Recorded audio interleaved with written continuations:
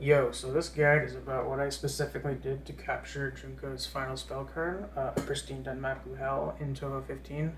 So, some disclaimers. This is not a comprehensive overview on how the spell works. There are a couple of Reddit threads and such on general strategies.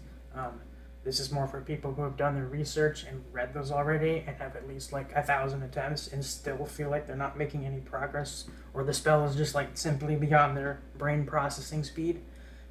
Also, I only have one capture of this spell from last week, so I don't claim to be any sort of expert on this spell or at Toho in general. And at the time of this capture, I had 12 normal and 4 hard, 1 credit clear. So essentially, this is more of an if I can do it, so can you type of guide, right? So the reason I say throw at least 1,000 attempts before watching this, ideally a couple thousand, isn't just me being lazy, so I don't have to explain how the spell works. It's that by then it should be obvious if these general strategies you find online are able to be processed by your brain quickly enough. I'm talking about oh, focus on the purples, or oh, go in the lanes made by the reds bullets, right? Or oh, watch out for the blues right as they hit you. So if you're yeah, okay, fine, I tried all that and I still can't keep up, then keep on watching, because that's exactly where I was at too. So also, by this point you'll probably have, consciously or not, developed your own way of compressing and filtering the information of what's on your screen, which is what we'll be kind of playing into in this video. Essentially by focusing on the minimal amount of mental cues to juggle in your brain at once.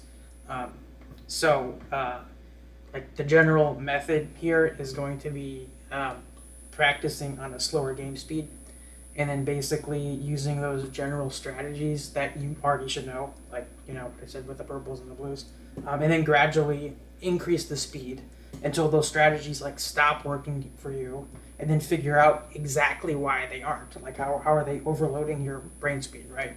So there's a couple ways to slow the speed down, but I specifically use cheat engine.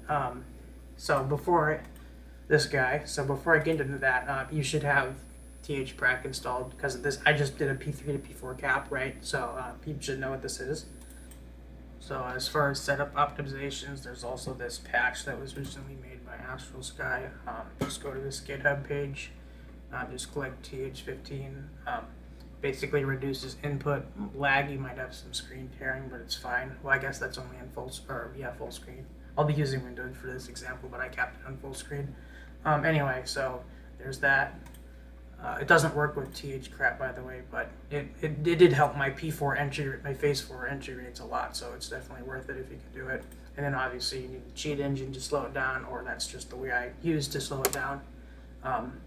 This can also, I think, slow it down in the config, but this, I think, runs more smoothly at slow speed personally. But anyway, so there's that. I guess as far as some more setup optimizations, I found being closer to the screen and lowering my chair so my eyes were focused more on the bottom of the screen, near my character, that helped a lot. So before we get into the details of the actual spell, probably the most important thing I have to say is don't be too hard on yourself. Don't beat yourself up too much. It is a hard spell, and if you get upset, it's just gonna make it worse. So with thprac phase 3 start, if you're playing with the audio on, about a third of the way through Junko's health, you'll have 4 trumpets in the audio, and after that you're 2/3 of the way through, and then phase 4 starts. So for example, if I made it to the first trumpet or something, I just tell myself hey, not bad, you made it to trumpet number 1, or oh, you made it to trumpet number 3 or something, and kind of that kept me going, right? So this actually makes it so you don't have to even waste time looking at her health bar too, which is also nice. But I'll show you what I mean here, because some audio cues are going to be useful for a phase 4 practice method later, and also it's just good to know that you have to do 12 sets of blue rings on phase 3, and 7 sets of blue rings on phase 4, and just knowing where exactly in the audio everything is just helps eliminate anxiety, or at least that's what it did for me personally. Also, if your playing is getting pretty sloppy, if you're getting tired or something, yeah, just go take a break for an hour and come back, and you'll most likely be better than like be performing better than if you had just kept playing straight through that whole hour instead. And if it's like late at night or something, you know, just go to bed, take a nap or something. So if you're like watching this video in the first place, this spell is most likely pushing the limit of your brain speed, so you're gonna want all the mental acuity you can get. Like I always saw my biggest performance gains after some good rest.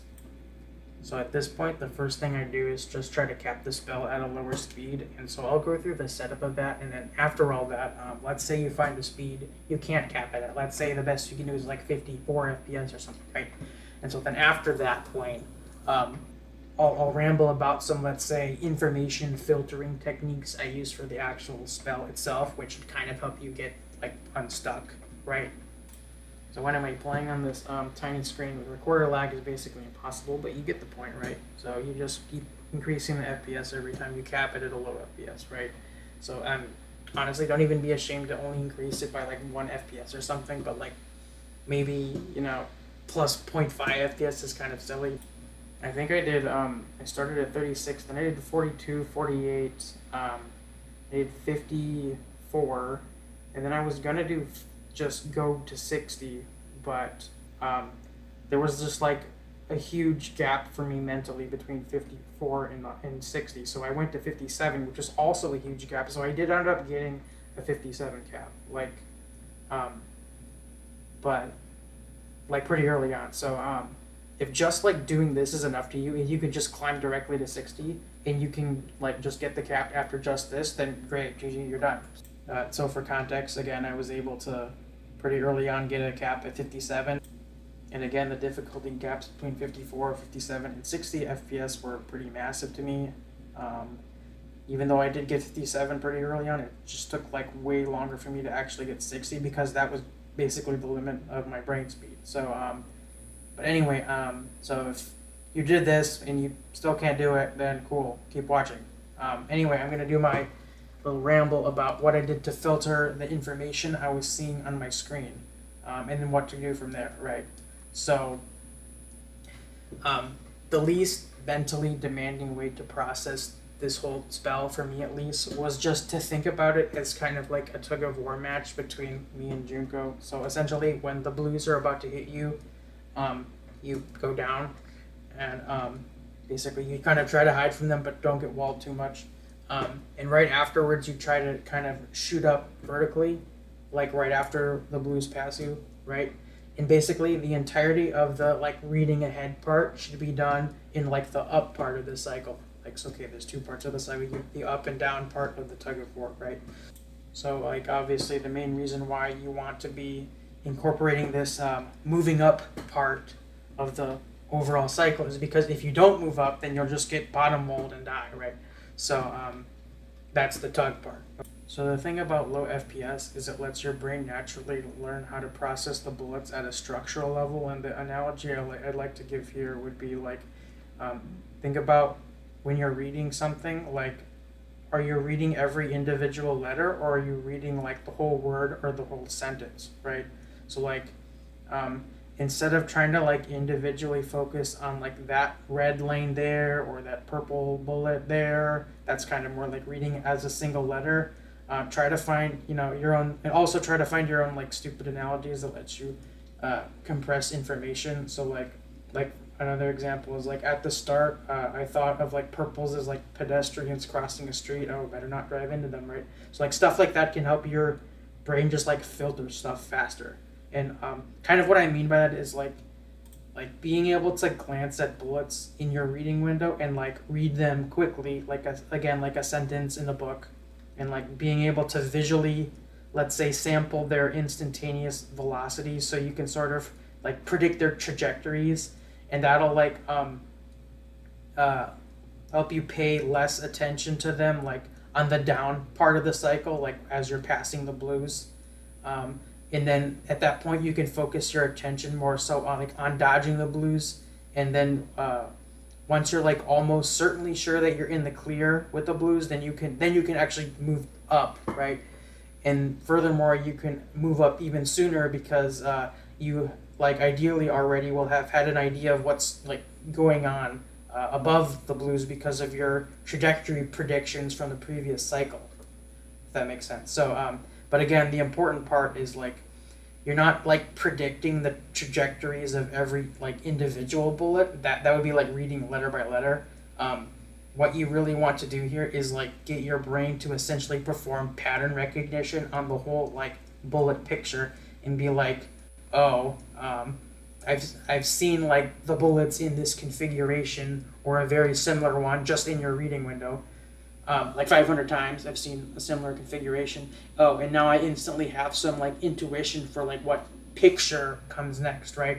Like what picture of bullets based on like instantaneous velocity, but it just becomes automatic.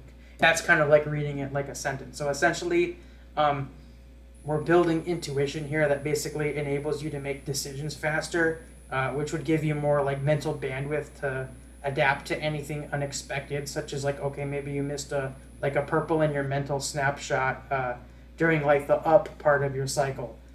Okay, so my recording software keeps blue screening my computer, which is pretty epic. But anyway, what were we talking about? So as you get used to doing this, you kind of just dodge better on autopilot. So maybe now you have like some extra brain power to dodge that purple at the last, fifth of a second. I mean, like spare brain power, right? So kind of another thing I like to do that just like helped was let's say be in constant communication with your character at like a regular interval, which was like basically for me mashing the D-pad on my controller very lightly, like not as fast as possible, but kind of as consistently as possible. And some may argue that this is like inefficient movement, which it is, right? But I think for purposes of the first cap, I think it's fine because, like, in my opinion, you're basically running a sequential program in your head that goes like, okay, first scan the screen and then process something in your head and then move your fingers. And for me, like, when that whole cycle is at a constant interval, like, it's just easier to manage everything rather than having to, like, vary that interval reactively, right? Like, the time between each cycle. I mean, if, like, every cycle is, like, at the same speed, it just personally makes it easier for me to manage everything. So, like, I think if you're going for maybe PDH master or, like, timeout, then yeah, this would be a crutch. But that's just something that worked for me. So, anyway, so the way I get away with this is I try to scan for like during this constant interval, during my up cycle, I try to scan for like the least dense patch, and then like make a micro movement towards like the center of it. So anyway, I can kind of show you what I mean here. Let's play this at slow speed. So it might seem like I'm making a bunch of little tiny random movements, but I'm really just like seeking for like that open patch, right? So you see how I kind of went like northeast right there because like right here is just like totally out in the open. And I'm just like constantly trying to find like the center of that patch and move towards it as much as possible, like before the bullets just like rain down on me, because at that point I start retreating because that's her turn of the tug of war cycle. And then when I go up, it's my turn, and it's just easy to keep track of. Up, down, up, down. Right. So, right. I think the next one I make a good jump. So like right there, that's a good example of up. I just charged toward that like free real estate patch essentially. So hopefully that sort of makes sense at least. And so at this point, I would just recommend going back to lower FPS again and seeing if you can get, let's say, 10 phase 4 entries per hour. That's like good enough for a first cap. And just, do the same thing we did before. Go to 51 FPS, then maybe 54 or 57, and see if getting to phase 4 feels consistent. I mean, at this point, you're just going to have to work your way back up until it does feel consistent, right? And there's nothing wrong with doing 53, 54, 55, 56, by ones. And hey, if your P4 is good, then GG, you're done, right? But if not, then keep watching, because I was in the same situation too. So by that I mean some people find phase 4 easier actually because you do focus on a smaller reading window, but I personally found it harder. So if you're in the first camp, then you're done because, okay, P4 is easy, you just keep going. But for me, in fact, even when I could get 10 phase 4 entries per hour, I was almost always instantly dying as soon as I got there. So the main reason for me was that the jelly beans, when they come out before, they were too distracting, right? So even though in theory, I know everyone says, oh, they shouldn't make much of a difference, and they shouldn't, right? But going with my reading a sentence analogy, it's like if someone dipped their fingers in a paint bucket and then dragged them down the page of the book you were reading. So it's something I had to consciously learn to filter out. Also, the color of the jelly beans, the blue, is a very similar color to the blue bullets in terms of contrast. So that made me end up paying less attention to the angles the blues were coming from. What I mean by that is that a lot of the times the two blue rings spawn symmetrically, but sometimes they don't, right? And then you have to dodge each ring one at a time. For me specifically, it was a lot easier to kind of tell the difference during phase 3 because I could see ahead in my peripherals if they were symmetrical or not because of the lack of screen clutter. But it was really, really hard to see that during phase 4 because of that screen clutter, right? And so I kept just like instantly dying whenever I got to phase 4. And it took me like forever to figure out why. So the fix for this was to unfortunately incorporate reading the blues more carefully during like the down part of the tug of war cycle, which unfortunately means more stuff your brain has to process, which means you'll likely have to go back to the drawing board a bit and play at low FPS again and work your way back up. But this time specifically just starting at phase 4. So like it might be discouraging if you could already get to phase 4 like 10 times an hour on 60 FPS and then you realize, oh crap, I have to go back to practicing phase 4 at 48 FPS, but you know, it is what it is. I had to do that too. So let's go to P4 here real quick. So here's like a good example of some asymmetric blues. So you kind of, well, for me personally, I kind of like to think of the blue bullets as kind of like rungs or like steps on like a ladder with like little spaces between them, right? And then just use that as a visual cue. And you just have to really be able to quickly see the structure of like the steps and the openings, right? And just know where to go.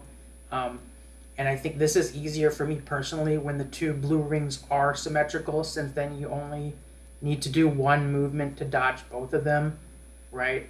So like here, I see that there's a gap right here, and then also, see, like I go there, and then I just have to do a second jump, right? But I think for me personally on phase 4, they can, you know, easily catch me off guard when they're asymmetrical because, you know, like I just showed, then you have to do 2 jumps to get through them. Some people find it easier, but for me it was harder. So basically, as soon as you sort of see the blues coming in your peripherals, you simultaneously start to move your character down and take like quick note of, oh, the blues are symmetrical. And like if they're not, you should instantly be thinking, okay, I need to do 2 jumps here. And then you proceed with your up, down cycle routine. So like the reason I just point that out now is because for me, it was just a lot harder to notice that consciously with all the jelly beans on the screen. So anyway, so I'll just show real quick how I would actually practice low FPS like phase 4. So like at the start, let's say you're doing like sub 50 FPS or something, then I think the timer is 120 seconds. So then I try to get it down to like 98 seconds because then you can just like visually confirm if you made it that far. I mean, I can try to do it, but my game will probably crash. Well, here goes nothing. It's because of the recorder lag. So let me just open it.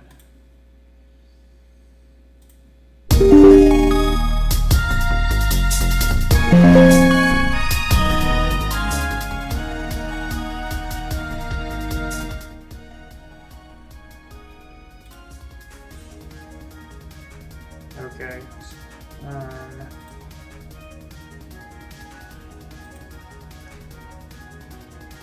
Got our little cheat engine. I don't know. I'm just gonna do 0.6 for pretend. I'll do 36 FPS for pretend it's like 48 or something, right?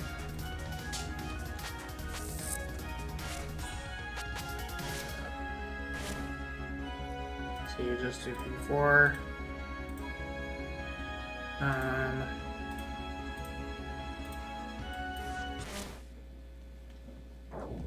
And then just don't shoot. Anyway, my computer just blue screened for the second time, so I'm not even going to try to play it anymore. I'm just going to talk. So, let's say you know, can get to like 98 seconds timeout remaining at like 48 or 49 or 50 FPS or something. Um, you could keep doing that if you want, but I think if it's your first cap, it's going to be kind of unrealistic to push that like all the way up to 60 FPS, because then like, okay, you might as well just go for timeout or something anyway, right? We're just trying to get a cap. So whenever like this starts feeling difficult, I transition to like sets of 10, of like a rolling 10 window. So what I mean by that is like when you start at phase 4, I was going to show this, but unfortunately I can't play while recording. It'll just crash my computer. When you start the spell from phase 4 and the music starts from the start of P4, you'll get to like that first trumpet sound by the time 7 blue bullets have passed. So like when I'm doing a set of 10 at phase 4 start, I consider like a rep or whatever you want to call it in that set valid if you made it to like the first trumpet in the soundtrack, because at 60 FPS that is like the point where you've dodged 7 sets of blues on P4. So the rule I had was once you can do like a single 5 out of 10 set, let's say like at 51 FPS, then you're allowed to move on to 52 FPS, blah blah blah. So like out of anything, this is probably the most justifiable place to do 1 FPS increment, especially if you're struggling with reading P4, like significantly more than reading P3. So basically you want to get to the point where you have like a decent chance at winning like once you get to P4. So like you can use a rolling window if you want to. So it's like, okay, maybe you had 7 misses and then you got 3 successes, right? And then so if you want, you could count those 3 as like, you know, now you're 3 out of 3 on your second set of 10, right? And as long as you can get to like a window where you have 5 successes out of 10, then okay, put the FPS counter up by 1, right? So personally, I worked up from like 51 to 56 FPS in increments of 1 FPS doing this. But periodically I got bored and gambled at 60 FPS attempts, and I actually ended up getting my cap right after I got my 5 out of 10 set on 56 FPS. So I didn't even like have to do this for 57, 58, 59. I was going to, but like, you know, it's your call. And this will even make you like better at reading P3 too, because you're incorporating more careful blue reading in particular. More consciously thinking of, okay, do I have to do 1 or 2 dodges, because it's just harder with that tighter window on P4 to see that because everything is just obscuring your view. But anyway, so that's how I got it. Sorry this is a little scuffed in terms of technical issues, but hopefully I got my point across. So yeah, thanks for watching. Good luck.